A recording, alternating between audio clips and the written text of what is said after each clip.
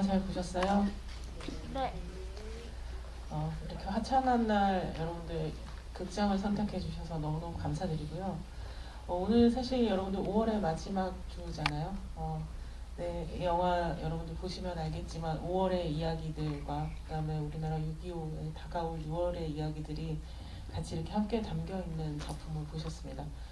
원래 이 프로그램은 여러분들 영화를 말하다라고 하는 프로그램인데요. 그래서 영화를 강연의 형식으로든 여러 가지로 하나의 작품을 가지고 이야기를 하는데 전승일 감독님이 영화는 아니잖아요. 그래서 저희가 오늘은 전승일 감독님을 매 작품들을 가지고 이야기하겠지만 오늘 또 전승일 감독님께서 작품 활동을 하신 지 30주년이 되신 해예요. 그래서 특별히 같이 모시고 영화를 전승일 감독님과 같이 말하다라고 하는 방식으로 살짝 포맷을 좀 바꿔봤습니다. 그래서 오늘 같이 한번 감독님께 여러분들께서 궁금하셨던 상황들도 같이 나눠보고, 그리고 여기 지금 QR코드가 떠 있잖아요. 그래서 여러분들이 QR코드를 지금 찍으셔서 영화 보시면서 좋았던 혹은 뭐 인상적이었던 감상 같은 거 남겨주시고, 조금 이따가 질문은 또 마이크로 돌아갈 테니까 여러분들 질문 형식으로 하셔서 두 채널 중에 편하신 채널들을 자유롭게 이용을 해주시면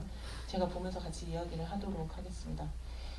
먼저 전승일 감독님에 대해서 여러분들 이제 오늘 작품으로 이미 먼저 만나셨지만 감독님은 당연히 애니메이션으로 저희 30년을 이제 했다는 것은 다시 말해서 한국의 다큐멘터리, 그러니까 한국의 영화, 그 영화 안에도 애니메이션으로 가장 1세대의 감독님이시고, 그래서 영화를 보셨으면 이미 아셨겠지만 아주 초기 작품은 아니어도 지금 보셨던 5월 상생이라든지 예산족 프로젝트 같은 경우는 포맷이 달라요. 그래서 지금의 HD 포맷 이전에 포맷으로 찍었던 것을 다시 극장으로 보는, 되게 여러분들께서는 오늘 희귀한 경험 내지는 소중한 경험들을 하셨던 거고, 이후에 이제 2010년도 이후에 최근 작품들 같은 경우는 또 다른 포맷으로 여러분들 만나셨을 거라고 생각을 합니다. 그리고 이제 전승일 감독님은 아마 오늘 여러분들 가시고 나면 또 이제 궁금하시니까 전승일 감독님 찾아보시다 보면 감독님의 홈페이지에는 이렇게 적혀 있습니다. 과학, 융합, 예술, 창작, 저술, 예술가 이렇게 적혀 있더라고요. 그래서 그 말이 하도 재밌어서 제가 이렇게 따오긴 했는데, 실제로 여러분들이 이제 작품을 보시면 오토마타의 작업들도 있고, 그리고 감독님이 직접 지금 쓰고 계시는 기고 글들도 있어요. 사이언스 타임즈라고 해서, 전승일 사이언스 타임즈라고 해서 글도 쓰시고 작업도 하시고, 그리고 여러분들 보셨던 그 오토마타들도 직접 만드시기도 하고, 그래서 여러 가지의 이제 매체 융합적인 혹은 과학과 예술의 융합이라고 하는 부분들을 같이 아우르고 계시는 분이시기도 합니다. 그래서 오늘은 여러분들께서 보다 풍성하게 그냥 애니메이션이라고 하는 장르에 국한된 게 아니라 전승일 감독님이 어떻게 생각을 풀어가는지, 그 생각의 표현의 방식을 펼쳐가는지라고 하는 것들을 좀 살펴볼 거고, 아무래도 제가 이제 또 다큐멘터리 쪽의 전공자다 보니 이 작품을 좀 애니메이션 다큐멘터리, 그래서 저희가 애니메이티드 다큐멘터리라는 말을 영어로는 쓰는데요. 이게 이제 한국어로 들어오면 뭐 다큐멘터리 애니메이션, 뭐 애니멘터리, 뭐 여러 가지 말들을 많이 쓰고 있어요. 근데 애니메이션과 다큐멘터리가 가지고 있는 각각의 특성들을 어떻게 활용을 해서 애니메이티드 다큐멘터리라고 하는 형식이 나왔는지도 한번 이야기를 좀 나눠보고, 조금 더 확장을 해서 전승일 감독님에게 애니메이션과 다큐멘터리라고 하는 것이 어떻게 돼서 감독님의 지금 이야기하고 계시는 뭐 국가폭력과 제노사이드 이야기들이 펼쳐졌는가라고 하는 것들도 한번 차분히 서로 나누어 보는 시간을 가지도록 하겠습니다. 자, 그럼 소개가 잠깐 늦었습니다. 옆에 계시는 분은 전승일 감독님이시고요. 언뜻 보니까 좀 젊은 친구들이 많이 오셨는데, 예, 반갑습니다. 안녕하세요. 저는 애니메이션 감독이자 다큐멘터리 감독이자 말씀하신 대로 과학융합예술 저술가로도 활동하고 있고, 예, 아무튼 반갑습니다. 그리고 이제 말 시작하기 전에 제가 어저께 소식을 들었는데 굉장히 지금 제가 독립 애니메이터의 한 명으로서 지금 굉장히 그 독립 애니메이션, 독립 단편 애니메이션계가 좀 굉장히 심각한 상황이거든요. 어저께 얘기를 들었는데 그 SBA라는 서울산업진흥원이라는 곳에서 독립 단편 애니메이션을 한 편당 한 3천만 원 정도씩 지원 사업을 해왔는데 어제 소식을 들었는데 그 지원 사업을 폐지한답니다 지금. 이게 단지 SBA라는 특정 기관에 국한된 문제가 아니고 이 새 정부 들어서자마자 이런 문화예술계에 대한 야만적인 탄압을 시작했다는 건 우리 독립 애니메이터 여러분뿐만이 아니라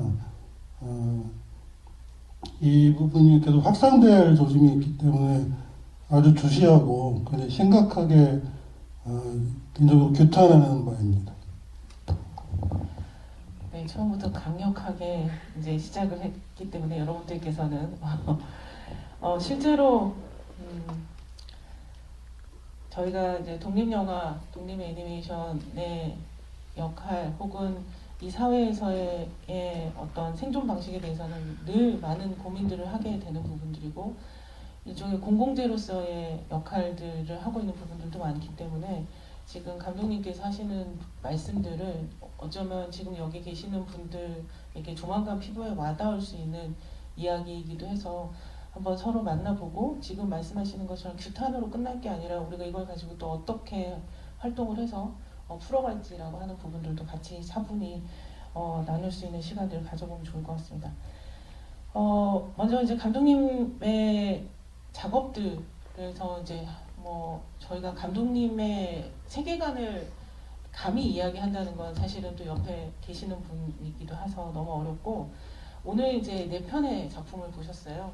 그 4편의 작품들을 순차적으로 한번 이렇게 저희가 토타보는 시간을 가지면서 그러면서 이제 감독님의 세계관으로까지 확장해서 이야기를 해보면 좋겠다라는 생각을 좀 하게 되는데 그 전에 이제 오늘 아무래도 30주년이라고 이야기하는 말을 조금 시작 서두부터 얘기를 했었으니까 얘기를 해보면 감독님이 이제 가장 초기의 첫 번째 작품이 기억이라고 하는 작품이에요. 근데 이제 그 작품에서부터 어쩌면 다큐멘터리와 애니메이션의 관계에 대해서 감독님의 방식으로 시작을 하셨던 것 같아요. 그래서 감독님이 그 기억이라고 하는 작품이 어떤 작품인지 소개도 해주시고 그 작품을 만들었던 과정에 대한 이야기들도 좀 같이 한번 나눠주시겠습니까? 대학 그 졸업 작품으로 만든 작품인데요. 그 말씀 주신 것처럼 제가 직접 촬영한 여러 가지 학내 집회나 개의 장면이나 이런 거를 그 기반으로 만들어진 작품인데 한 가지 지금 세대 분들은 좀 이해가 안 가시겠지만 제가 졸업하던 해에 제가 이 기억이라는 작품을 그 비디오 테이프에 힘들게 이렇게 그 레코딩을 해서 그때는 슈퍼 VHS라는 시대였는데 그게 제일 좋은 화질이었죠. 거기에 어쨌든 담아서 졸업작품장에 가져왔는데 제 순서가 되었을 때 이게 이제 비디오 테이프라는 도전 제 작품이 여기 비디오 테이프에 들어있어서 그 데크와 텔레비전이 필요합니다. 그 얘기를 하니까 아주 싸늘한 반응들을 보이시면서 잠깐 열에 잠깐 빠져 있으라 그래서 좀 기다려줘 끝까지 인내시는 것 같고 근데 학과에 그 VHS 데크하고 그 DV가 있거든요. 그냥 옮기기만 하면 되는데 그럼 이제 가져올까요? 그랬더니 NO. 네가 지금 영상이야? 뭐 애니메이션이야? 뭐 그런 거냐? 그래서 여기 담겨 있다고 했더니 그 통과시켜줄 수가 없다. 근데 제가 학교 다닐 때 좀 이따 얘기도 나오겠지만 효학과 복학을 반복했기 때문에 더 이상 학기를 등록할 수 없는 마지막 학기거든요. 통과가 안 되면은 뭐 졸업이 안 되는 것인지 잘 모르겠으나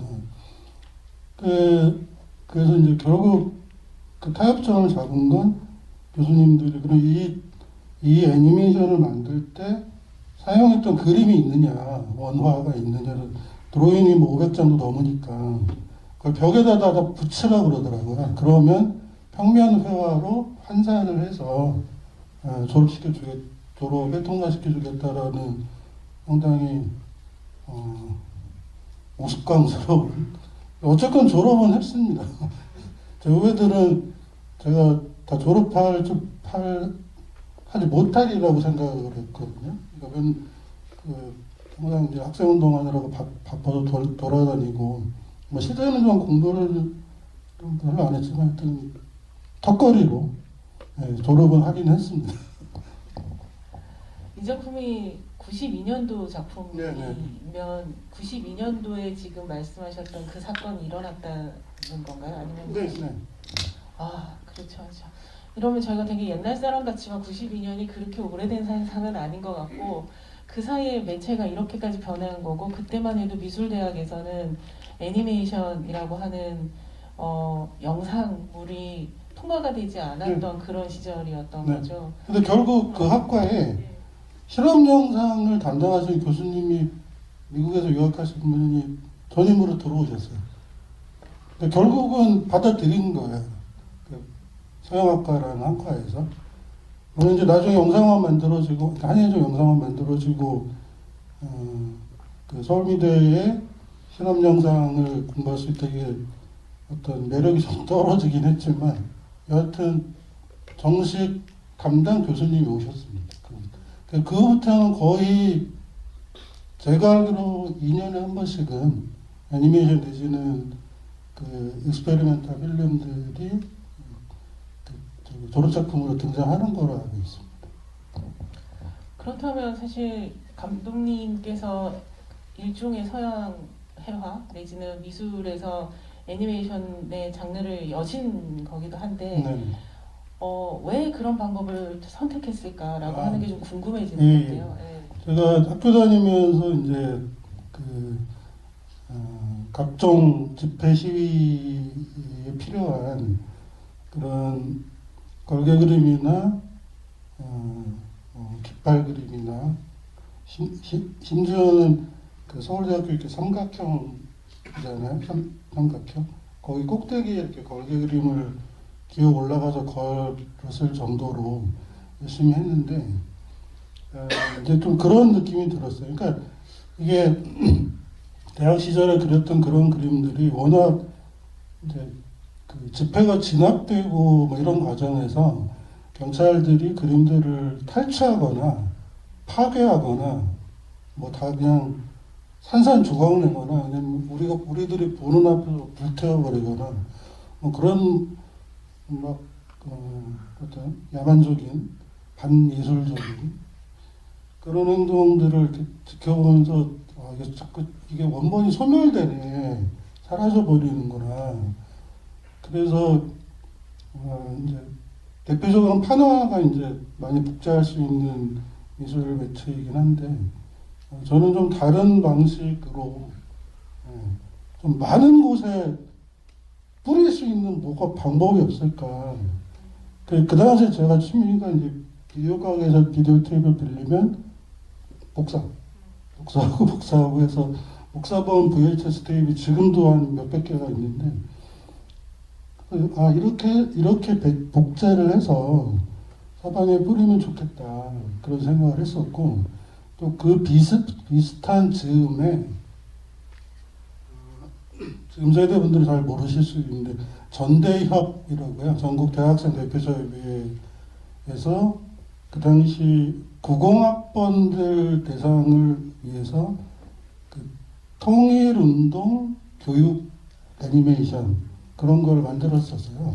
거기에 참여하게 되면서 그 슈퍼 VHS 때 그 촬영도 이제 공부하게 되고 그래서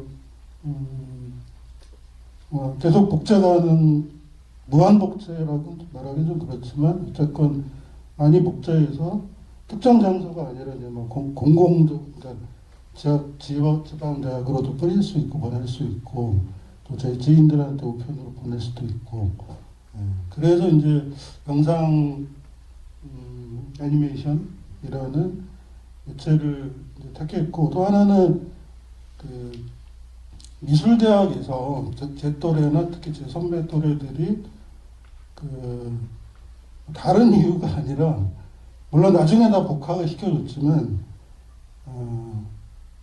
좀 공부를 열심히 안 한 자들이 좀 있었어요. 저도 그 자들 중에 하나이긴 하지만, 그래서 미술대학을 다니면서 미술운동을 하고 학생운동을 하면서 공부 못해서 졸업을 못하는 그런 거를 보여주기 싫었어요, 후배들한테. 네. 나는 작품으로 반드시 졸업하리라. 또 그래야 후배들이 더 어떤 신뢰를 갖지 않을까, 그런 생각이 있었습니다. 네, 실제로 그 말씀하셨던 애니메이션이라고 하는 장르와 다큐멘터리라고 하는 장르는 감독님이 창작자로서는 그게 분리되어 있는 부분들은 아니겠지만 감독님의 작품에서 보면은 실사의 이미지들이 있고 그 실사의 이미지와 그 다음에 애니메이션의 이미지들이 있는데 애니메이션의 이미지 그 자체로만 이렇게 바라보면 저희가 아 이야기구나 라고 하다가 그게 실사의 이미지로 바뀌는 순간에 우리한테 다가오는 어떤 실제성이라고 하는 게 굉장히 크게 증폭되어서 나오게 되고, 그리고 내가 이전에 봤던 그 애니메이션의 이미지라고 이야기하는 것이 단지 그냥 그림으로 만들어진 이미지의 이야기가 아니라 실제 이야기가 되고, 그 이야기가 저희들의 상상력을 자극을 하면서 굉장히 증폭되는 방식으로 만나게 되는 부분들인 것 같아요. 그래서 저희가 다큐멘터리라고 하는 건 되게 현장성이 중요하고, 그 현장에서의 어떤 사진적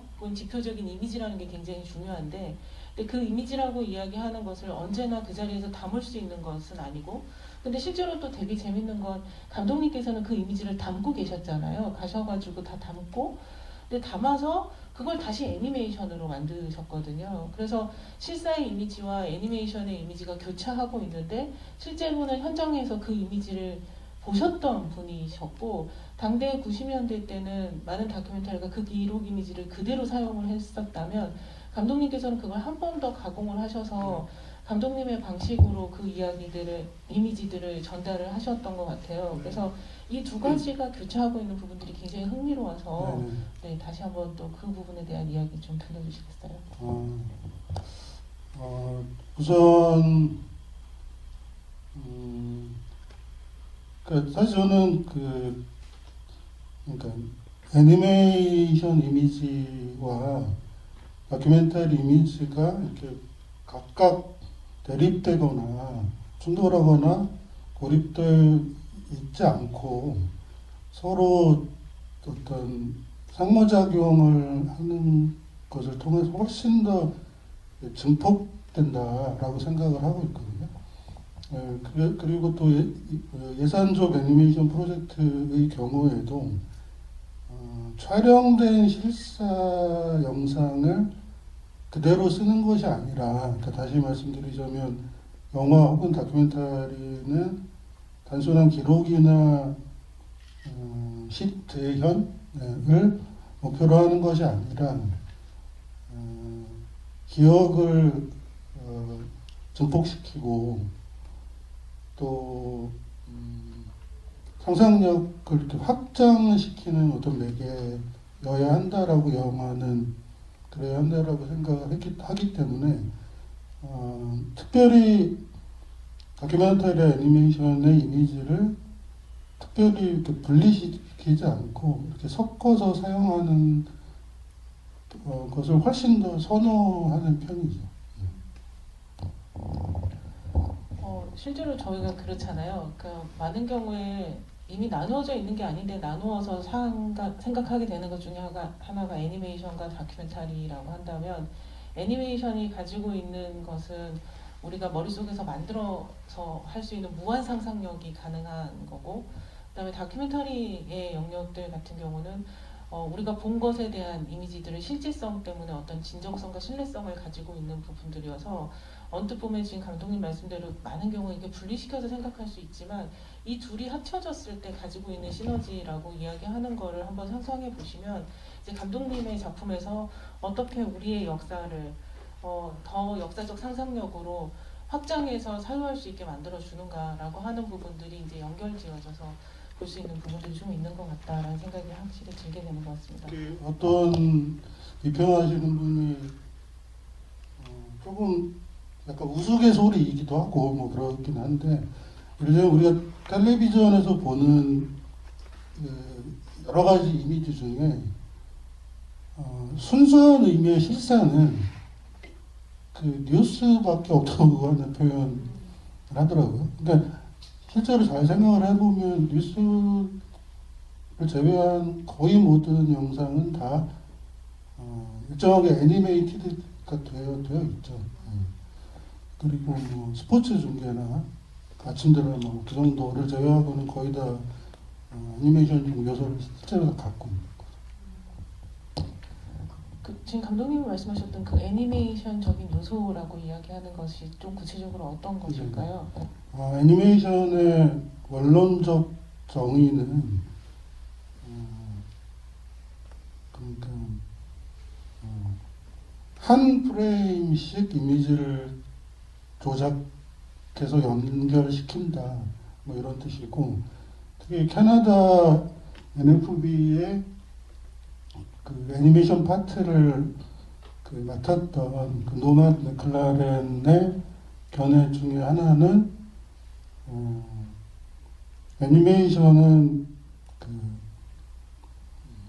단어가 조금 헷갈리는데요.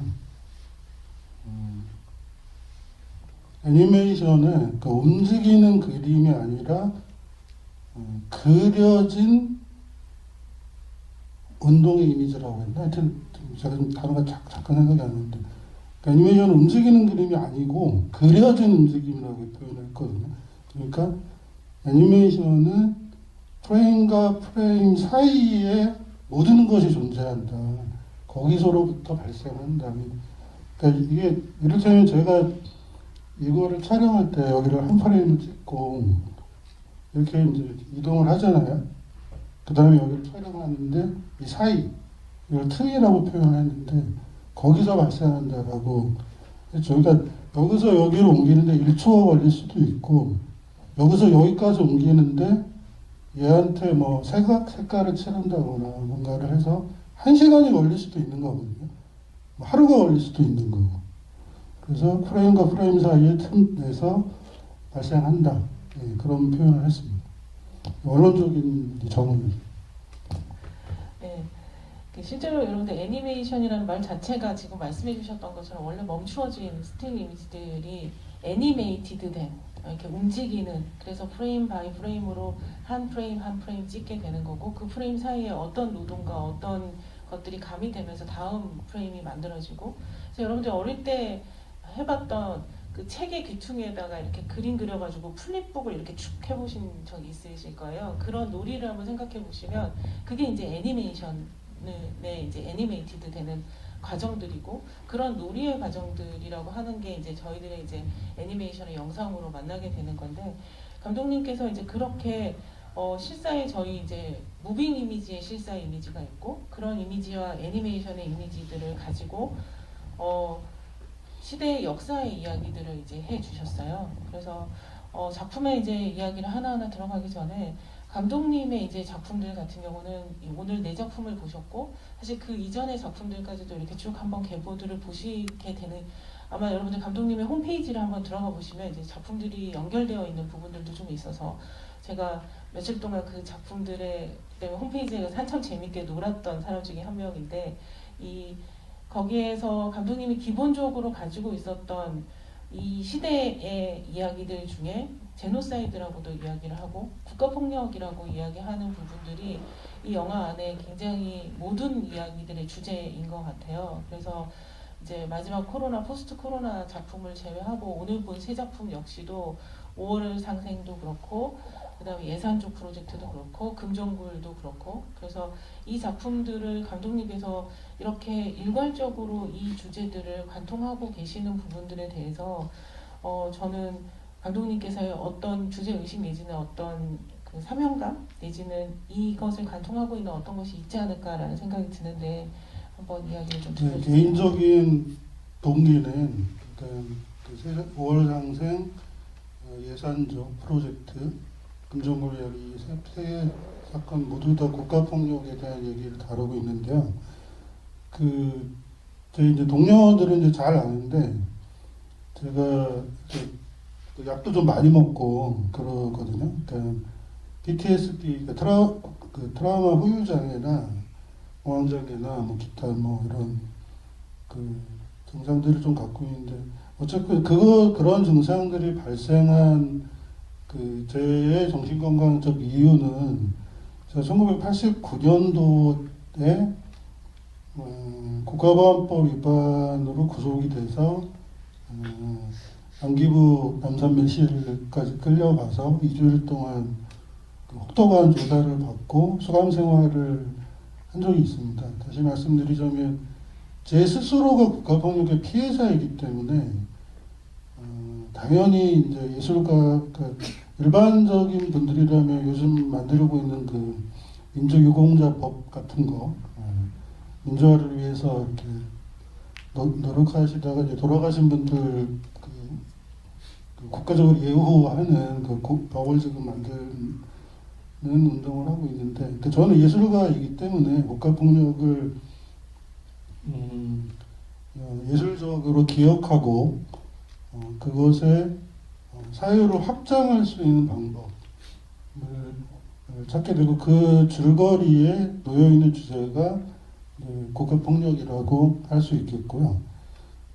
특히 제노사이드는 제가 광주 5월 미술전 포럼 때도 가서 그 제노사이드에 대해서 말씀을 했는데 한국의 제노사이드 문제를 미술이나 영화나 특히 애니메이션 쪽에서 그렇게 이렇게 분명하게 내건 작품이 그렇게 사실 많지는 않거든요. 그런데 실제로는 미군 정기부터 한국전쟁 기간 내내 전쟁이 끝난 후에도 엄청난 보통 뭐 100만 명이 학살되었다라고 얘기할 정도이니까 그래서 제노사이드라는 용어를 좀 분명하게 걸었으면 좋겠다라는 생각이 들어서 영어 명칭은 코리안 제노사이드로 이렇게 붙였죠. 그리고 지금 이제 엠바고이기 때문에 8월달에 모 영화제에서 방송해서 보실 수 있고요. 그리고 금정월 이야기 같은 경우는 동료들이 좀 그런 표현을 하는데 이거는 해외용이다. 해외 영화제에서 대략 한 80여 곳 정도에서 초청되거나 수상을 했거든요. 80개가 수상이 아니라니 합해서 80개고 한 몇 개 정도의 수상을 했는데 해외인들의 적극적인 호응이 국내에서도 국내 영화제를 통해서도 이렇게 이어져 나갔으면 하는 신호로 이해를 해서 좀 기쁘게 생각하고 있습니다. 금종굴 이야기의 이제 영문명이 코리안 제노사이드였고 이제 제노사이드에 대해서 다시 한 번 더 생각하게 만들어주는 제목이기도 분명했던 것 같아요. 그래서 저희가 민간인 학살 사건이다라고 하는 건 되게 많이 이야기들을 하고 있는데 그걸 제노사이드라는 우리가 생각할 때 민간인 학살 사건과 제노사이드가 같이 병치되는 게 아니라 뭔가 좀 다르다라고 생각을 했는데 감독님의 제목으로 그걸 같이 보면서 아 그래 우리가 양민 학살에 대거 만났던 양민 학살의 사건이 제노사이드가 맞지 그렇다면 제노사이드에 대해서 한번 생각을 해보자라고 해서 제목부터 이제 그렇게 시작을 하게 해주셨어요. 원래 제노사이드는 없는 단어야. 라팔 렘킨이라는 그 크레딧에서 나오지만 라팔 렘킨이라는 법학자가 제노스라는 단어와 사이드는 이제 살인이라는 뜻인데요. 제노스와 사이드를 합해서 만들어진 단어입니다. 어떤 단어냐? 그리고 최근 들어서는 특히 이제 학술 쪽에서는 미군 정기부터 심지어는 80년 5월 민중항쟁까지 실제로 한국에서 제노사이드는 여전히 작동되고 있다라는 관점의 연구를 하고 있습니다. 그래서 5.18 민주화운동 혹은 5.18 민중항쟁도 이제 피해자 입장에서 봤을 때는 일종의 비무장 민간인에게 대규모 장갑차나 탱크, 화염방사기까지 동원돼서 비무장 민간인에게 수만, 제가 2만 명인가 그랬죠. 그 정도의 병력 국가 정규군을, 그것도 특수부대를 투입해서 도시 하나를 점령하고 살려고 한 것은 매우 반인도적인 제노사이드 범죄라고 이어서 분석하는 학자들이 많이 늘어나고 있습니다. 네, 그러면 저희가 금정골 이야기부터 한번 이제 역으로 조금 이야기를 들어보면 재밌을 것 같다라는 생각이 드는데, 이제 감독님의 금정골 이야기하고 그 다음에 예산족은 같은 이야기를 네, 다루고 있는 그렇죠. 부분이고, 예, 6월에 이제 저희 민족의 분단이고 상장이라고 이야기하는 부분들이고, 그 부분에 대한 이야기들을 예산족에서 다루는 것과 금정굴이 더 확장돼서 조금 더 깊이 있고 구체적으로 금정굴이 들어가서 이야기를 보게 되는 부분이었던 것 같아요. 그래서 저는 금정굴 이야기 이제 여러분들 제일 마지막으로 보셨던 작품인데, 그 작품에서 오프닝 장면을 딱 보는 순간에 이 작품에게 반하지 않을 수가 없구나라고 했던 장면이었던 게, 이제 오프닝에서 신발의 이미지들이 쫙 나오면서 그 신발의 이미지만으로도 그 유해를 모두를 상상할 수 있는, 어떤 일이 일어났는지를 알 수 있는 그 이미지들을 저희한테 보여주시고, 그리고 난 다음에 이제 그 시대를 아우를 수 있는 몇 개의 이야기들을 콜라주로 이렇게 보여주셨어요. 그래서 그렇게 들어가는 이미지들로 이제 한 번에 압축적으로 우리가 알고 있는 어떤 설명이 없이도 시대에 우리가 6.25 때 어떤 상황들이었고 어떤 국가적인 판단과 선택과 리더들이 존재했던가라고 하는 거를 순식간에 만나게 해주셨던 장면이었어요. 그래서 감독님께서 이제 금정골 같은 경우는 어떤 방식으로 이제 작업을 하신지 예산족하고 같이 한번, 예산족은 좀 다 음악과 좀 더 연결. 네, 예산족 네. 애니메이션 프로젝트는 주제는 이미 정해져 있었던 거고요. 제가 그 유튜브에서 그 전승일 영모들 이제 MOT 콜드 블럿 하면 이제 뜨는 뮤직비디오가 하나 있습니다. 제가 이제 음악 영화를 상당히 좋아하는 편이고, 예산족 애니메이션 같은 경우는 주제를 정한 후에 음악을 찾았죠. 그래서 그 예산족이라는 그 이광수 선생님의 그 민족음악원 사물놀이 패하고 그 프리재즈 듀오 미연 박재천 선생님의 음악을 찾게 됐고, 그게 또 그 해에 앨범상인가? 하여튼 그런 상을 수상한 앨범이고, 그래서 이제 그 작품을 선택하게 됐었고요. 그래서 음악 영화라는 맥락에서는 금정골 이야기도 사실 이어집니다. 예, 금정골 이야기 같은 경우도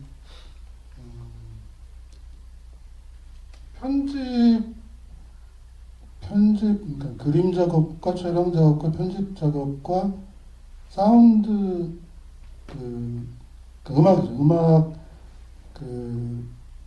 편집 작업을 거의 동시에 이렇게 했거든요. 그리고 음악 영화 개념의 영화를 만들 때 제가 자주 하는 일이, 일단 음악을 이렇게 트랙에 깔고 이미지가 구체적으로 떠오르지 않으면 그냥 번호만 이렇게 커트 몇 번 해서 이렇게 비워놓고 듀레이션을 만들어 놓고, 이 사운드에 요 정도의 시간이 필요할 것 같다.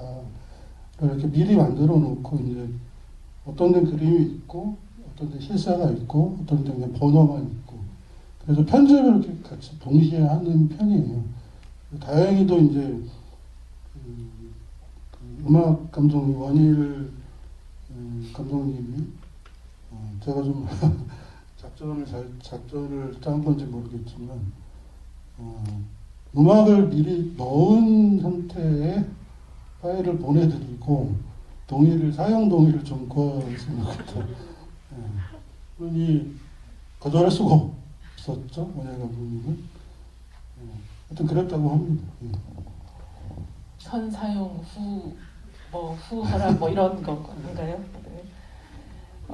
근데 사실 영화를 보면서 저는 감독님 지금 오늘 극장에서 보면서 더 확연하게 느껴졌던 게 뭐였냐면 음악을 내용적인 차원에서의 음악, 뭐 뮤직비디오 이렇게도 볼 수 있는데 영화 자체가 갖고 있는 리듬과 호흡이 굉장히 음악적이다라는 생각을 하게 됐었어요. 그래서 보통은 서사 라인을 따라서거나 아니면 이미지를 따라서 영화가 구성을 해 간다면 거기에서 자꾸 이렇게 탁탁 걸리는 부분들을 만났을 때 이게 뭐지? 라는 생각을 하는데 그게 사실은 음악의 리듬과 더 맞는 영상 작업이구나 라는 생각을 하게 됐었어요. 그래서 이 영화는 영화 자체가 혹은 음악 자체가 무엇을 이라고 하는 것보다 그것이 갖고 있는 리듬 자체를 영화 안에 녹였구나 라는 생각을 저는 좀 하게 돼서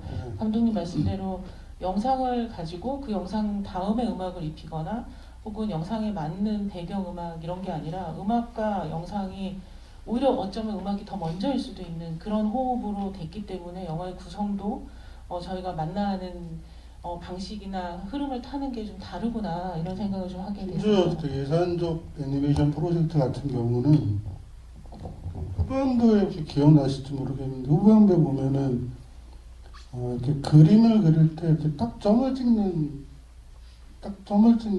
장면 순간적으로 나오는데 거기에 이렇게 맞추는 거죠. 사운드 영상을 이렇게 그 위치에 딱 정확하게 배치를 하는 금정골 이야기에서도 그런 장면이 상당히 많습니다. 네, 진짜 금정굴 이야기 같은 경우는 저도 이번에 특히나 극장의 호흡으로 보면서 이 음악 리듬이 영화의 구성의 리듬과 어떤 방식으로 조화하고 있구나. 그래서 영화를 볼 때 우리가 서사 라인을 따라가는 것보다 오히려 이 영화는 더 그 리듬을 따라가는 게 좀 더 나오지 않을까 이런 생각을 좀 하게 됐던 것 같고 그런 의미에서 저는 이 금정굴 이야기는 여러 가지의 정보들을 저희한테 되게 놀라운 정보들을 많이 주기도 했지만 궁극적으로 되게 감각적인 감정의 영화구나. 그래서 실제 있는 역사의 사건을 어떻게 우리에게 전달할까라고 해서 그 기록을 역사 쓰기를 하고 있지만 그 역사 쓰기라고 하는 건 단순히 과거를 그대로 알려주는 역사 쓰기가 아니라 우리가 이 역사적인 사건을 이 사건을 어떻게 감각해야 되는가라고 하는 그 감정의 영역을 음악도 그렇고 총성의 소리들 사운드 같은 경우도 그렇고 그리고 이미지들 같은 경우도 어떤 색감과 어떤 식으로 저희들한테 때로는 충격을 때로는 아픔을 그래서 아까도 지금 QR에 잠깐 감정 어떠셨냐 영화 보시면 어떠셨냐라고 올려놨더니 첫 번째 분이 너무 아팠다 이렇게 이야기를 해주셨어요. 어쩌면 감독님이 하시고 싶었던 이야기를 제대로 전달받았기 때문에 나올 수 있는 이야기가 아니었을까라는 생각을 좀 하게 되고 저는 금정골 이야기에서 또 첫 번째 장면만큼이나 인상적이었던 장면이 영화 안에서 그 유족인 서병규 씨의 모습이었어요. 그 유족인 서병규 씨가 처음에는 애니메이션 모습을 했다가 실사의 이미지로 해서 2006년의 모습이 보이고 그리고 바로 이어가지고 2021년에 서병규 씨의 모습을 보이는 거예요. 그래서 다른 어떤 말을 하지 않아도 그 시간 동안 같은 말씀을 하고 계시잖아요. 평화공원을 지어야 된다.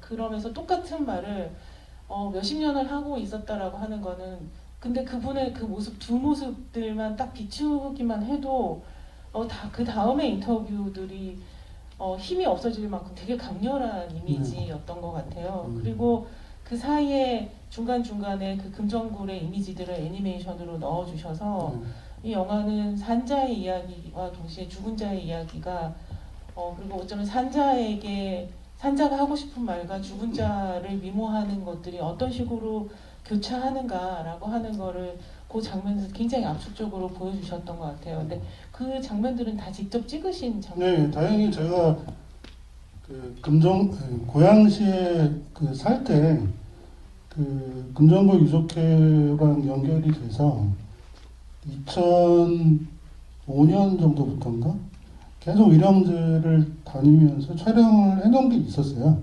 근데 그때도 이제 HD 이전 시절이기 때문에 SD 화질이어서 좀 화질이 안 좋은데, 여튼 서병규 회장님은 그 전 회장님, 유족 회장님이시기도 하고 가장 이제 앞장서서 이제 활동하신 분이고, 그 오랜 세월이 지났음에도 불구하고 같은 얘기를 반복할 수밖에 없는 그런 유족들이 그분뿐만이 아니라 그 정확히 사망자가 밝혀지지 않았기 때문에 수백 명일 수 있잖아요, 유족분들. 그런 분들이 지금도 이렇게 고통과 트라우마 속에서 살고 있다는 건, 그 다음에 이제 새 정부가 들어서는데 과연 이 문제가 또 퇴보하지는 않을지, 반보라도 진전을 못하고 오히려 퇴보하지 않을지 굉장히 우려를 하고 계십니다. 기대를 저버리지 않는다는 슬픈 기대감이 드는 사람들이 좀 있긴 한 것 같습니다. 사실 금정굴 이야기는 장면마다 되게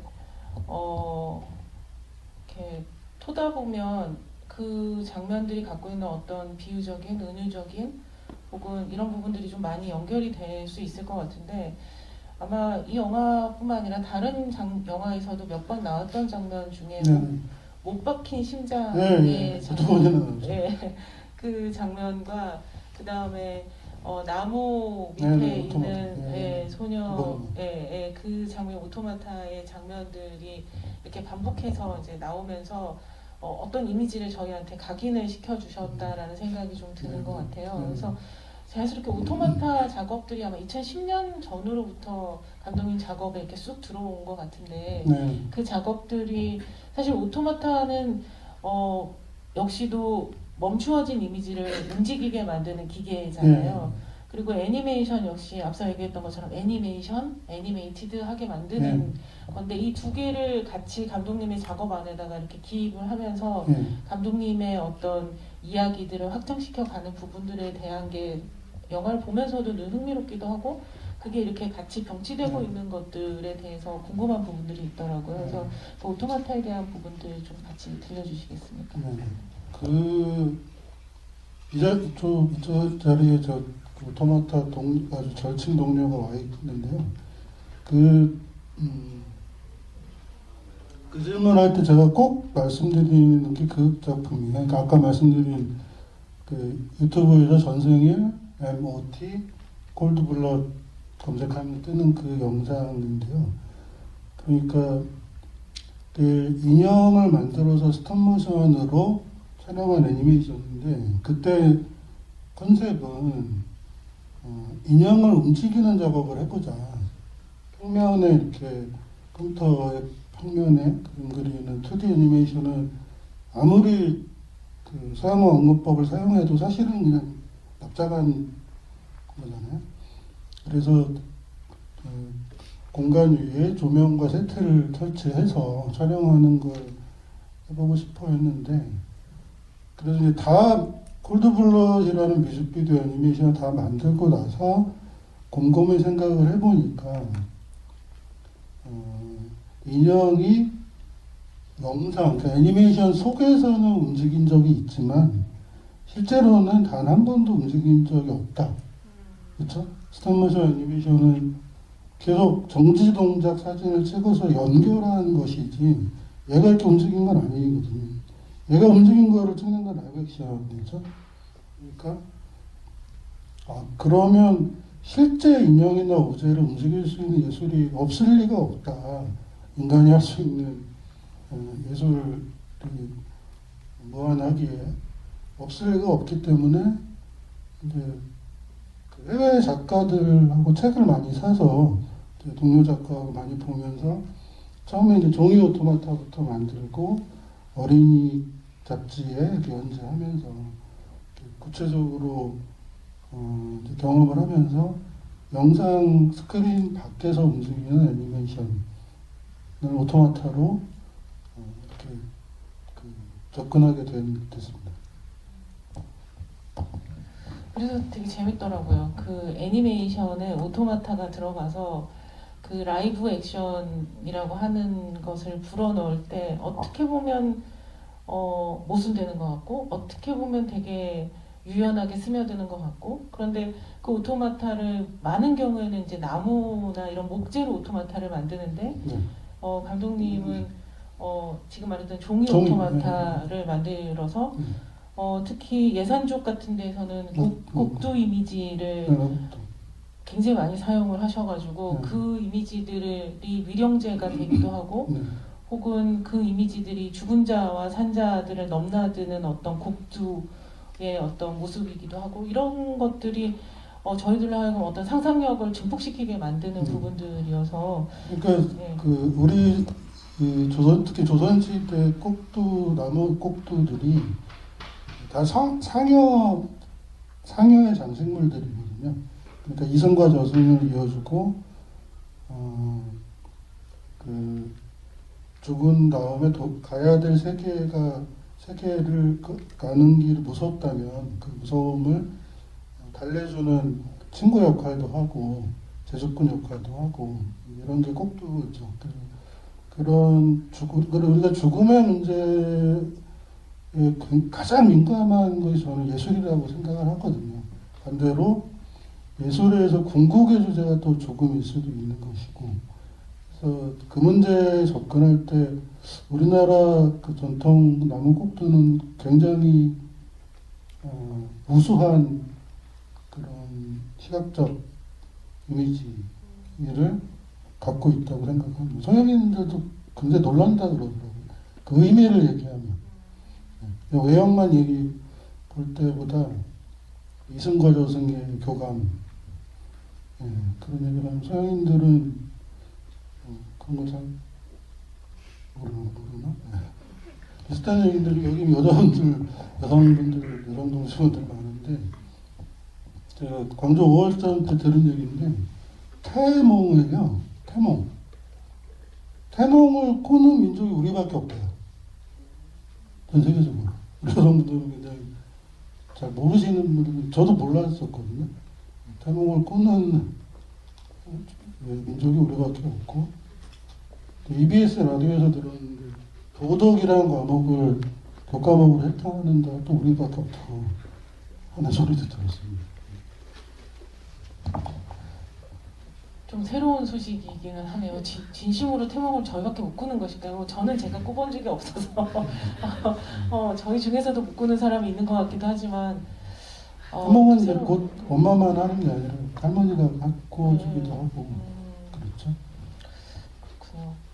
곡두 이야기 지금 이제 말씀하셨던 것처럼 곡두가 이제 망자하고 저승에 갈 때 일단 동행해주는 인형이라고 해서 실제로 발굴된 곡두들은 이미 망자와 동행을 했을 때 발굴됐기 때문에 곡두 자체가 모양이 예쁘거나 뭐 이런 것들로 발굴되지는 않지만 많은 곡두들이 이제 뭐 그 모으거나 함께하거나 이제 저희가 만나는 곡두들이 저희 나라에서 굉장히 많이 보면서 되게 희한한 인형으로 희한한 숨결을 불러 놓았구나, 그리고 어떤 위안을 받게 되는구나 라고 얘기하는데, 사실 이 곡두와 예산족 애니메이션 프로젝트에서 하고 있는 어떤 라고 하는 게 굉장히 죽은 사람과 그러니까 혹은 죽은 자들, 억울하게 죽은 자들을 동행하거나 그 동행에서 위안해주거나 애도를 하는 제스처가 물질적인 상황들과 또 비물질적이라고 할 수도 있는 어떤 음악이라고 하는 요소들, 더 나아가서 영화도 마찬가지고 이게 같이 이렇게 엮여 들어가서 굉장히 뭔가 불안하고 어수선한데 거기서 나오는 어떤 흐름들을 좀 만나게 되기도 하더라고요. 네. 뭔가 보여주실 게 있으신가요? 아니요. 아, 네. 그럼 잠깐 접어도 괜찮지 않을까요, 사실? 네. 제가 자꾸 보게 돼서. 이렇게 해서 네, 그러면 저희가 5월 상생 이야기도 좀 한번 더 나눠보도록 할게요. 여러분들 첫 번째로 보셨던 작품이고, 그 첫 번째 작품에는 5개의 노래들, 그때 당시 이제 90년대 민중가요들이고, 그 민중가요들의 5개의 노래들을 일종의 뮤직비디오처럼도 볼 수도 있고, 그리고 그 안에 각각의 사연과 이야기들을 애니메이션과 실사로 같이 해서 보여주셨었어요. 그래서 그 이제 2007년도에 90년도에 유행했다고 하면 유행할 수도 있었던 그때의 중요했던 민중가요들 5편을 뽑으셔서 이 작업들을 하시면서 역사 이야기들을 풀어놓으셨던 게 한편으로는 굉장히 흥미롭기도 하고 왜? 라는 질문이 또 들기도 하더라고요. 그래서 이 작품에 대한 이야기 저희 5월이기도 하니까 같이 한번 들려주시면 어떨까요?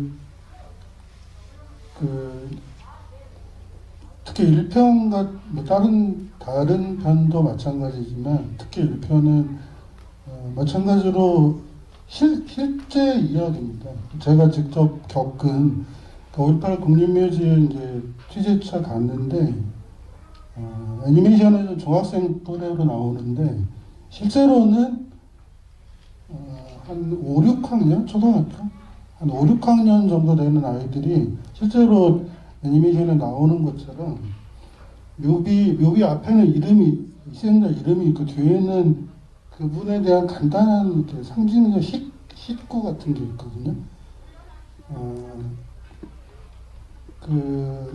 그런데 이제 그 뒤에 있는 비문을 그거를 애들이 이렇게 계속 실제로 이렇게 적으면서 이렇게 요를 계속 다니는 거야. 그래서 제가 이제 가가지고 얘들아 뭐하니 너희들 뭐 좀 아저씨가 보면 안 될까? 그랬더니 또르르 도망가서 그 내용을 보지 못했는데 후에 이제 5.18 기념재단에서 그런 경험을 했다. 그랬더니 광주에서는 뭐 초등학교 중학생들 다 그 학교 숙제예요. 뭐 그러더라고요. 현장 그 과제 그 탐방 과제로 그런 걸 많이 해주는가 보더라고요. 그 숙제였고 또 아이들이 묘지 5.18 국립묘지에 도착해서 내리는 버스 번호가 518이에요. 5.18을 다뤘기 때문에 제가 5.18을 쓴 게 아니라 실제 버스 넘버가 5.18입니다. 실제. 등등 그런 이야기들이고 또 특히 금희 이야기도 실제 있었던 일이고 그런데 이제 제가 좀 신경 쓰면서 표현한 거는 금희가 이제 상여는 사실은 이렇게 상여를 메고 가서 장지에 가서 상여는 관이잖아요. 관을 쓰고 있는 것이니까. 실제로는 상여는 뭐 일반적으로는 다시 뭐 재활용하기도 하지만 이제 재활용하기도 하지만 이제 원칙적으로 따지면 이제 태워버리는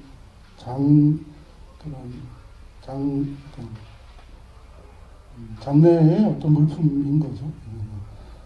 그런데 그게 이제 그 태워버리는 거로 해석하면 이제 하늘로 올라간다라고 해석이 되잖아요. 그래서 금희가 상여를 이렇게 건물 꼭대기에서 미는데 땅으로 떨어지지 않고 하늘로 서서히 올라가는 것이 수십 개의 상여가 하늘에 가득 떠 있는 그런 장면은 굉장히 신경을 좀 많이 써서 했던 것 같아요.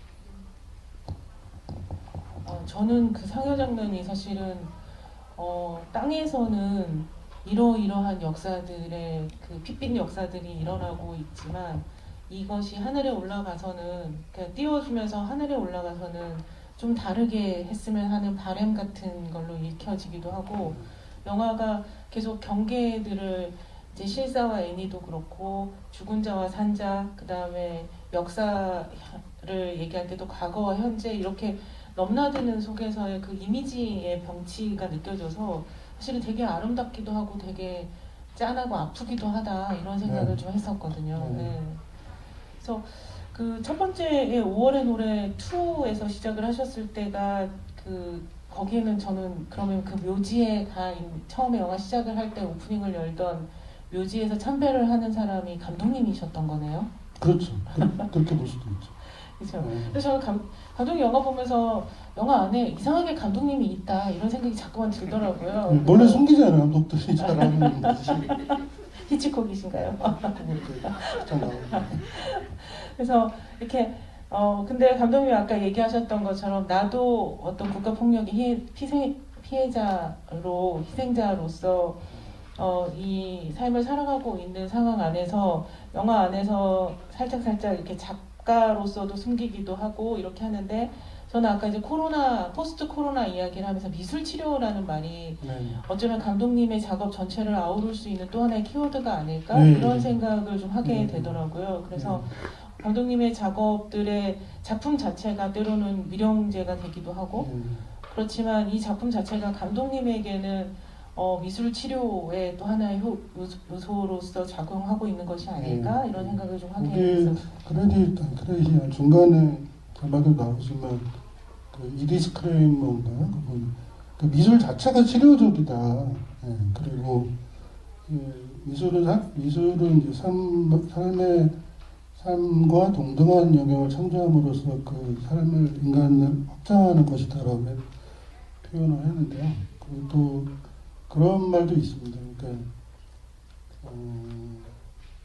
특히 국가 폭력이나 이와 관련된 그 기업과 성찰 예술을 가능케 하는 예술가가 있다면 그 사람은 아마도 치유자일 것이다. 이런 표현을 하거든요. 이번에 5월 영화제 때, 5월 미술제 때 가서 들은 얘기인데 저는 아직 거기까지는 도달하지 못한 것 같습니다. 치유된 치유자가 예술로 치유의 가능성을 제시할 수 있다라는 얘기겠죠. 네, 사실 여러분들 아마 여러 장면들이 기억에서 이제 맴돌고 있을 거라는 생각이 좀 듭니다. 그래서 저도 뭐 장면마다 이야기를 나눌 수 있는 부분들이 되게 많을 것 같은데 관객분들께서 이제 질문들을 조금 해주시면 그 질문들을 받아서 저도 덧대서 이야기를 좀 더 풍성하게 감독님하고 나누어 보도록 하겠습니다. 그 질문은 사실 이제 대면이잖아요. 그래서 이렇게 QR로 주셔도 제가 받기는 하겠지만 또 저희는 대면 시대를 맞았으니 마이크를 들고 한번 또 대면으로 이야기를 해봐도 좋을 것 같습니다. 그래서 손 들어주시면 저희 마이크 그쪽으로 가서 이야기 같이 나눌 수 있도록 하겠습니다. 감독님 작품 보시면서 뭐 인상적이었던 장면도 좋고 어떤 장면이 궁금하다라고 얘기해 주시면 그런 장면들 혹은 영화에 대한 조금 더 그리고 더 나아가서 전승일 감독에 대한 이야기들까지 궁금하신 부분들 얘기 들려주시면 감독님과 제가 또 같이 한번 얘기를 나누겠습니다. 네, 들어온 질문도 있습니다. 네, 제가 들어오는 질문 읽는 동안에 혹시 손 들어주시면 네, 저쪽에 계십니다. 마이크 부탁드릴게요.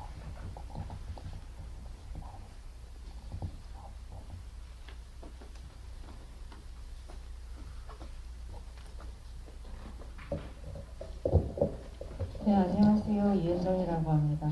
저는 영화 너무 재미있게 잘 봤고요. 영화 쪽에 대해서 전혀 문외한이어가지고 그냥 정보를 좀 알고 싶어가지고요. 저 내 편의 영화에서 나오는 애니메이션 스타일이 다 달라가지고요. 그거는 이제 작가님께서 직접 이렇게 그때그때 작품에 맞게 그 애니메이션 스타일을 선택하시는 건지 어떤 건지 모르겠어요. 네네, 그쪽이 맞습니다. 네. 작품마다 네. 주제나 특히 이제 음악 톤이라든지 네. 주제의 그다음 이제 대사나 어떤 네. 효과음이라든지 그런 거 그에 맞춰서 그 기법을 이렇게 통일시키지 않는 걸 더 선호하는 편이에요. 그러면 이제 생각하시고 있는 어떤 스타일, 애니메이션 스타일의 작가분을 또 선택을 하시는 네, 거예요? 네, 네. 알겠습니다. 일반적으로 네. 상업 애니메이션 쪽은 미술을 통일성을 갖추잖아요. 기술 정렬도 있고. 그래서 저는 좀 그때그때 다른 기법을 취하는 편입니다.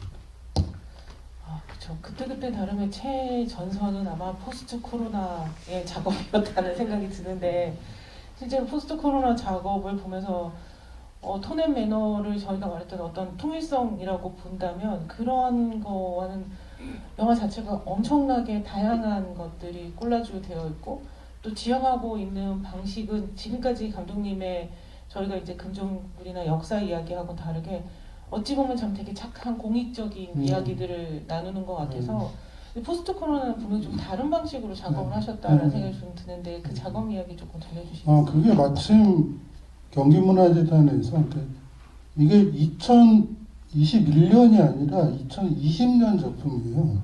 그리고 지금 코로나가 이제 밖에서 마스크도 벗고 이런 상황에서 2년 전, 3년 전이라고 해야 되나? 2020년 작품이어서 지금은 조금 약간 뭐가 이렇게 안 맞는 부분이 있기는 한데 마침 당시에 경기문화재단에서 장르를 특정하지 않고 다큐멘터리 애니메이션을 특정하지 않고 그냥 영상을 공모하는 사업이 있었고 그래서 공리를 좀 하다가 그러니까 그 트라우마 코로나에 대한 그 의학적 치료를 의학적 치료 그 이외에 예술이 이 지금 그 코로나에 관해서 어떤 역할을 하고 있거나 혹은 할 수 있거나 등등 이런 거를 좀 궁금증을 갖고 이렇게 시작하게 됐기 때문에 그런 구성법 그 분야의 전문가분들 인터뷰도 나오고 또 해외 작가들한테는 일일이 이메일을 보내서 그 사용 동의를 좀 구했기 때문에 그래서 여러 가지 좀 기법들을 좀 익스해서 했던 것 같아요. 그 인터뷰 중에서 진짜 제일 기이한 방식으로 기억에 남는 게 국립현대미술관 큐레이터 분이 우리 10대 미술관 됐다면서 막 자랑하시고 막 이럴 때 좀 몹시 당황해서 이걸 어떻게 받아야 될까 막 이런 생각을 막 하게 됐던 부분이었던 것 같아요. 근데 그걸 편집을 하시면서 자를 수도 있으셨을 텐데 넣으셨던 거 사실 좀 더 궁금하네요. 감독님. 원래는 좀 더 길었어요. 근데 경기문화재단 담당자분이 아니 우리 경기도 미술관도 잘하고 있는데 국립현대미술관을 이걸 이렇게 많이 넣으시면 어떡하시죠? 그래서 많이 줄인 거예요. 그분이 워낙 자랑을 하시길래 이거는 뭐 10대 미디엄이 중요한 게 아니라 여하튼 당시 이제 코로나 팬데믹 상황에서 온라인 콘텐츠에 대응 그런 것이 의미가 있었기 때문에 이제 그분들을 통해서 그걸 전달하고 싶었던 거죠. 그렇죠. 그 말씀하셨던 예술인간이라든지 코로나 시대의 그런 메시지들은 되게 흥미로웠는데 저는 약간 감독님이 이분을 되게 싫어하시나?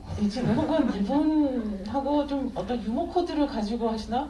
커다란 얼굴로 그분이 계속 그런 이야기들을 나눌 때 되게 이질감을 느끼면서 이상한 유머 감각의 어떤 맨들맨들함을 좀 느끼게 되더라고요. 그래서 이제 한번 여쭤봤던 부분들이고요. 여러분들 지금 이제 얘기하시면서 아까 금종굴 얘기 또 질문을 해주셨던 건데 아까 제가 그 상여가 날아가는 장면들이라든지 금종굴 오프닝 이야기 했던데 서로 공감을 해주시면서 극장에서 보면서 지금 이런 애니메이션과 다큐멘터리 시너지에서 되게 놀랬다라는 이야기 해주시면서 이런 시각적 이미지를 만들게 된 계기에 대한 질문을 해주셨어요. 그래서 금전굴 이미지에서 이제 불러온 시각적 이미지는 때로는 지금 5월의 노래하고도 겹쳐지는 이미지들도 좀 있기도 하고, 그렇죠? 그래서 그런 시각적 이미지를 거기다 배치하시거나 혹은 선택하신 부분들에 대한 질문 같이 얘기해 주시겠습니까? 이걸 특히나 애니메이션 기법으로 만들어야 한다고 생각했던 부분에 대해서도. 사실 반복되는 얘기이기도 한데요. 사실 그러니까 역사를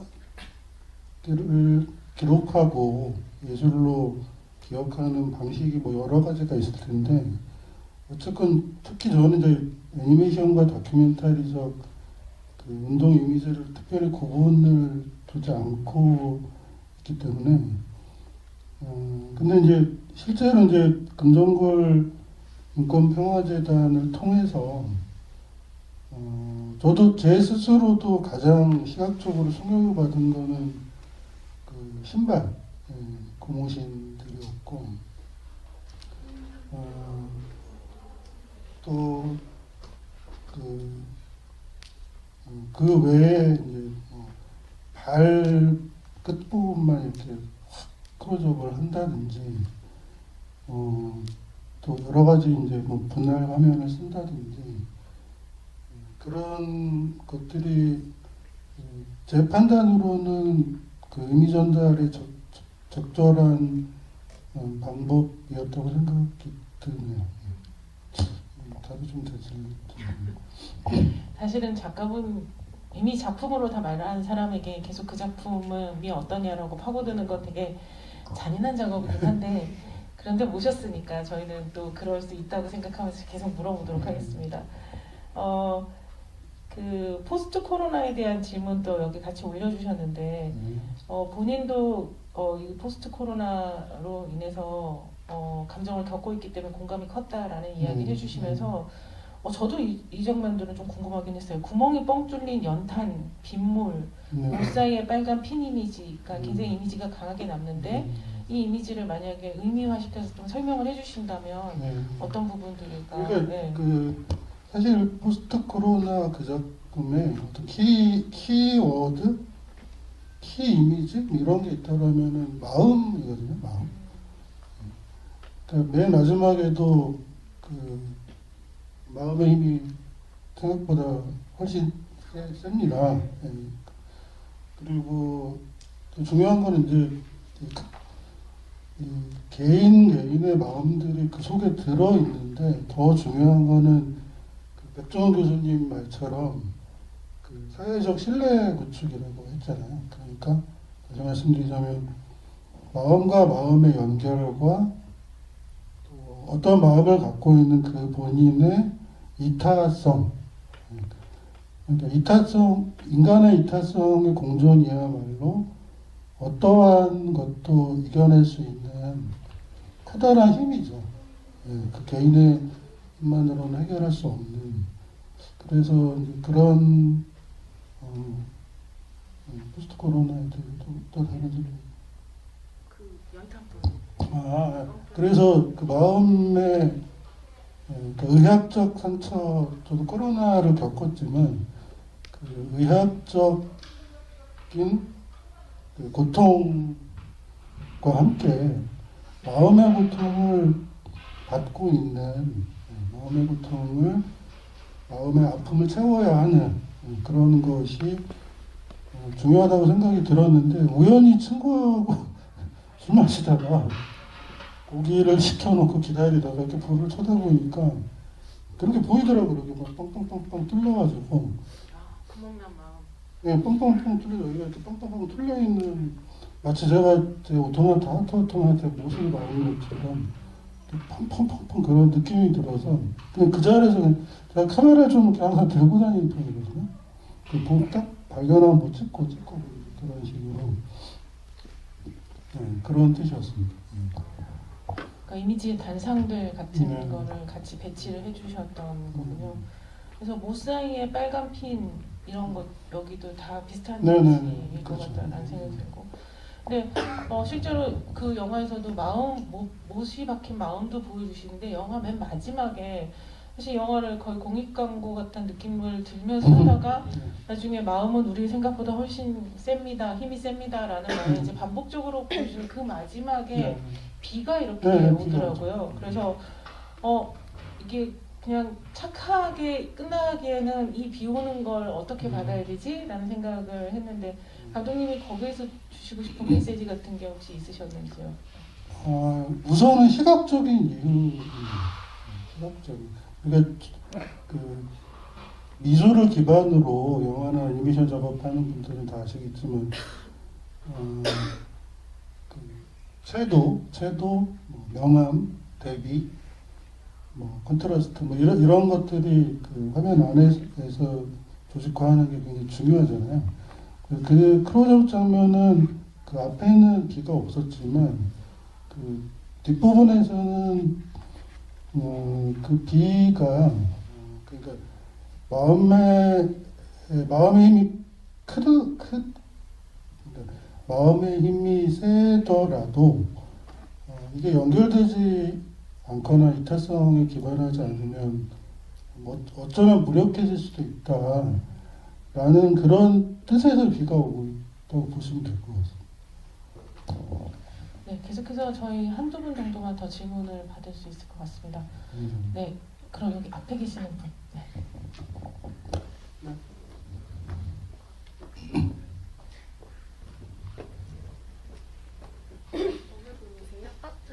아, 20세대일 것 같은 느낌이 들어요. 맞아요. 안녕하십니까. 저는 전소연입니다. 일단은 그 앞에서 이제 여고생이 이제 뭐 날릴 때 이런 거 보니까 되게 죽음이랑 죽음을 보내는 것 같아서 괜히 마음 한켠이 조금 아프기도 했고, 이제 그런 전사대를 보내는 것보다는 그냥 누군가를 떠나는 것 같다는 느낌이 더 많이 들어서 좀 슬펐던 것 같고요. 제가 질문하고 싶은 건 감독님께서 주제를 선택할 때 감독님만의 기준이 무엇인지 여쭤보고 싶습니다. 기준이요? 네. 우선은 뭐 모든 예술가가 그렇지만 좀 표현이 좀 그렇네요. 좀 마음이 쏠려야죠. 그 이야기에. 그러니까 이제 예를 들어 무슨 퀴즈 내듯이 한 10개 주제 주고 하나 고르세요. 뭐 이렇게 접근할 때는 예술이 원활하게 발생하지 않고요. 결국은 그 못합니다. 제대로.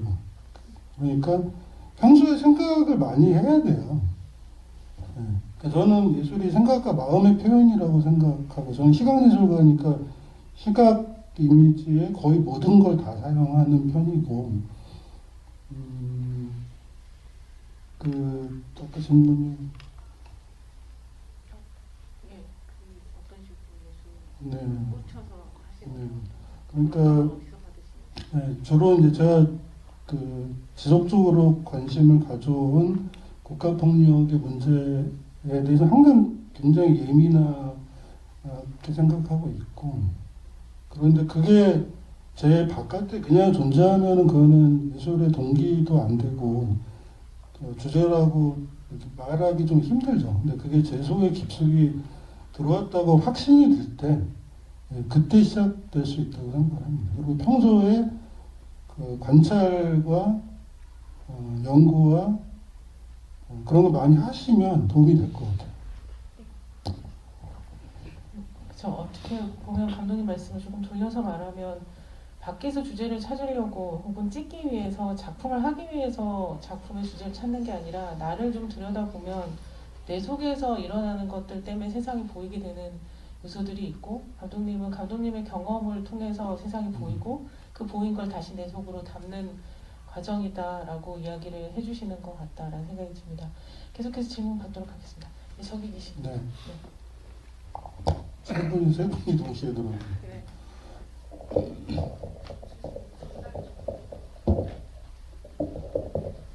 네, 저는 유대기라고 합니다. 아, 예, 예. 아, 네, 대선배님이 오셨네요. 5월 상생 그 작품에서 사용하신 음악들이 원래보다 많이 편곡되어 있던데요. 아, 예. 네, 잘 보셨습니다.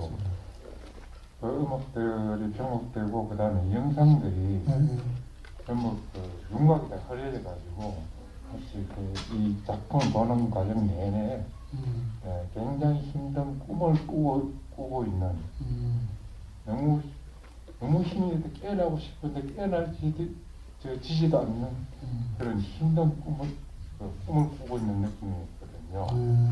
음악들이 그렇게 느리고 그렇게 편곡되어 있다가 내내 힘들었는데 마지막 그 단편의 마지막에 가면 이제 그 음악은 조금 더 원래 그 원곡에 이렇게 나오더라고요. 그러면 사회적으로 보면 광주 민중항쟁은 발표 명령자가 밝히지도 않았고 안매장 장소가 밝히지도 않고 재반했던 그 관계자들이 사과가 없이 전직 대통령, 전두환 대통령 사망하시고 이렇게 되니까 좀 고통이 계속 진행되고 있는데 해결되지 않는 개인적 트라우마와 사회적 트라우마가 아직도 치유되지 않고 해결되지 않고 있다는 그런 느낌을 그려진 그 영상들과 마치 원래대로 아닌 편곡된 그 고통스러운 음악의 진행 속에서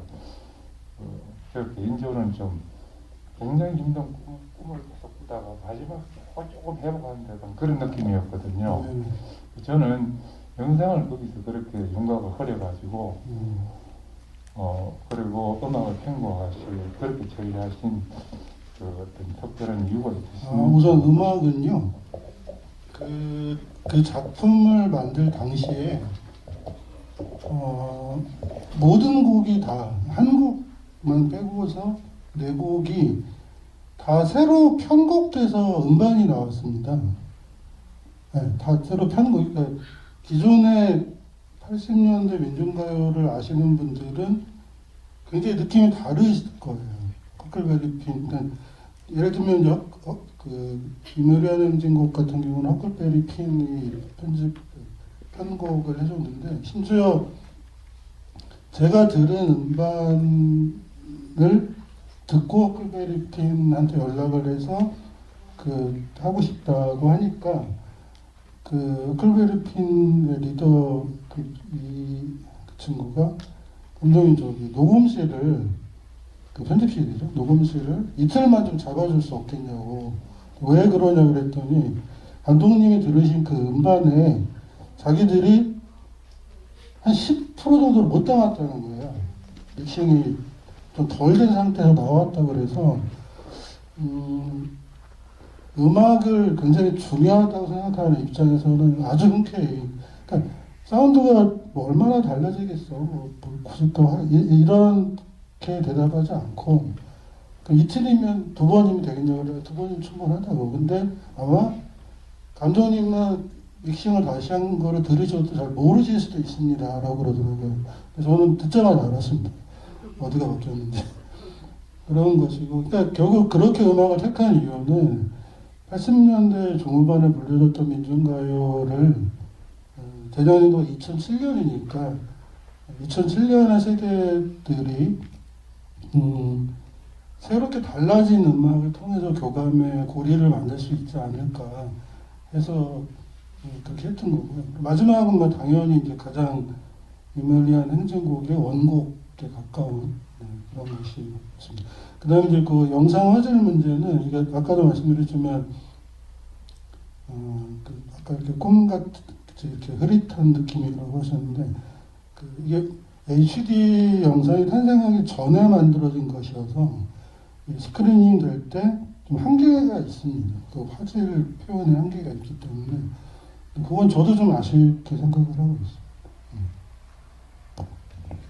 네, 꿈의 부분은 일종의 창조적 오독이었던 걸로. 네. 그렇죠. 사실은 모든 관객이 바라보는 방식으로 영화를 보는 거고, 지금 만나는 이 현재적인 감정으로 보셨을 때, 그리고 음악이 갖고 있는 힘은 나를 그 시간에 그때로 데려가 주잖아요. 그래서 아마 여기 계시는 분들이 각각 다 다르게 만났을 거고, 지금 아마 그때 현장에 있었던 사람의 입장에서 어쩌면 또 이 과거의 그 질감을 갖고 있는 이 화질을 만났을 때 현재적으로 느끼는 느낌은 충분히 그러실 수 있겠다라는 생각을 좀 하게 되는 것 같습니다.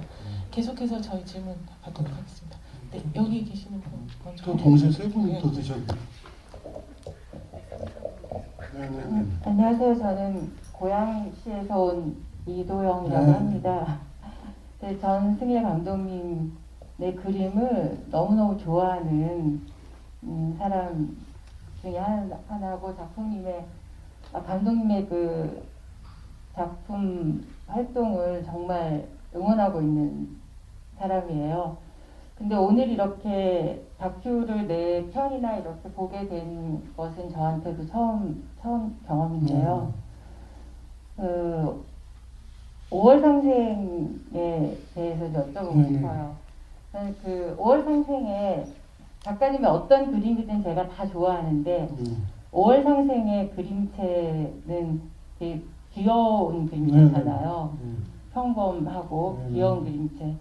근데 저희가 보통 이제 뭐 만화 같다라고 할 때는 뭔가가 더 과장돼 있고 뭐 이런 것을 만화 같다라고 표현하고 영화 같다라는 말도 그렇게 그럴 때 이제 쓰이잖아요. 그런데 저도 80년도에 그 학생 5월 광주를 경험하지 못했지만 80년대 학생운동을 경험하면서 그런 현장들을 많이 봤어요. 그 적기도 하고. 근데 영화에 담아진 1987이라는 영화도 있었지만 영화에 담아진 것보다 현장은 훨씬 더 끔찍하고 비참했거든요.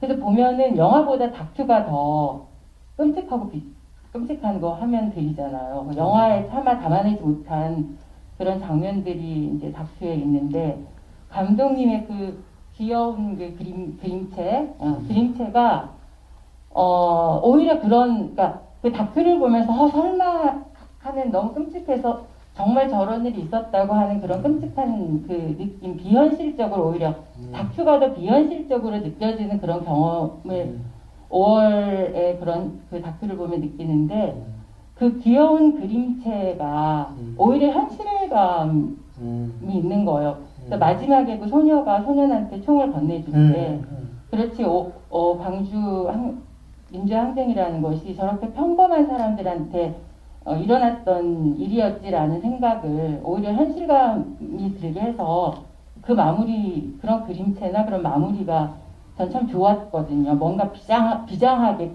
한 그림체나 비장하게 끝나는 것보다 그런 평범성이 오히려 더 현실감 있게 이제 다가와서 참 좋았어요. 근데 그런 그림체를 선택하신 것이 감독님한테 그런 그림체만 있는 건 아니잖아요. 그렇죠. 혹시 의도하셨던 건지 그게 좀 궁금한 생각이 들었어요. 의도한 거죠. 뭘 의도했냐면 전승일도 귀여운 그림을 그릴 수 있다. 늘 의도한 거죠.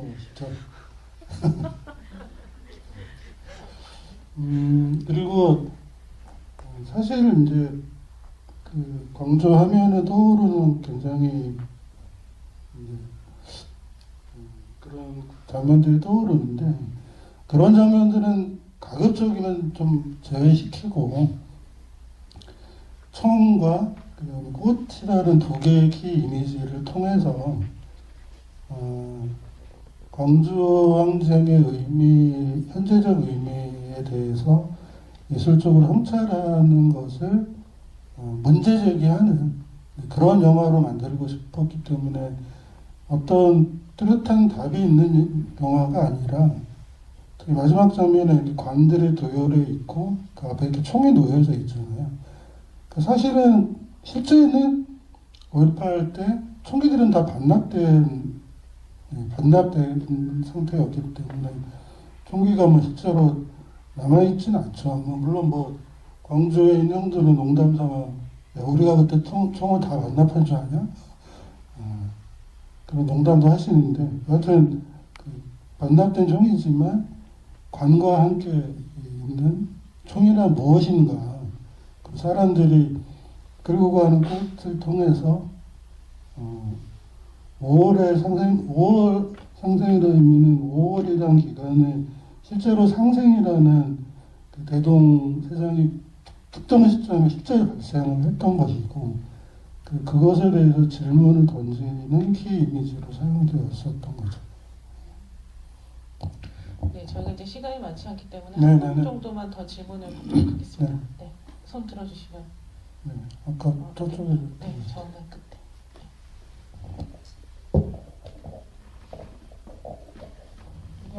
안녕하세요. 에듀베이터 유정입니다. 네, 네, 다름이 아니라 이제 작품을 오늘 상영해 주신 거 말고도 다른 작품들도 많이 봤었어요. 그러면서 느꼈을 때 원래 다큐멘터리나 이런 실화를 바탕으로 제작되는 영상들은 주제가 무거울수록 좀 더 색채가 없거나 좀 다크다크하거나 그런 류로 이제 영상을 만들곤 하잖아요. 하지만 저는 이제 영상이랑 다른 작품들을 보면서 굉장히 색감이 강렬하다고 느꼈어요. 네. 금정굴 같은 경우에도 톤은 좀 차분하지만 약간 영상에서 주는 그 느낌이 강하게 느껴졌고, 이제 5월 상생 같은 경우에서도 아까 앞분이 얘기하셨던 것처럼 귀여운 캐릭터 이미지에 되게 꽃 같은 그런 색감들이 많이 쓰였잖아요. 그래서 이렇게 작품을 만드실 때 혹 이제 저는 이제 혹시 앞에서 말씀하실 때 작품이 훼손되고 막 그러니까 판화를 많이 썼다고 하셨잖아요. 학생 시절에. 네, 그래서 학생 시절에. 판화에서 색감을 네. 이제 판화 색감처럼 만드시려고 좀 색감이 강렬했던 건가라는 생각을 가지게 되었어요. 그런 건 아닌데. 그래서 이제 색채를 좀 강렬하게 보이게 하려고 하셨던 의도가 네, 있으신지. 미술 쪽 관련되신 분들은 너무 잘 아시겠지만 항상 동시에 생각하잖아요. 하나의 색상을 컬러를 생각을 할 때 아까 말씀드린 채도, 명도, 뭐 대비 등등등등. 그래서 뭐 같은 대답입니다. 그러니까 해당 장면과 컷에 필요한 충분한 양의 색상과 채도와 명도를 잘 셀렉트해서 이렇게 사용했다고 보면 될 것 같아요. 네.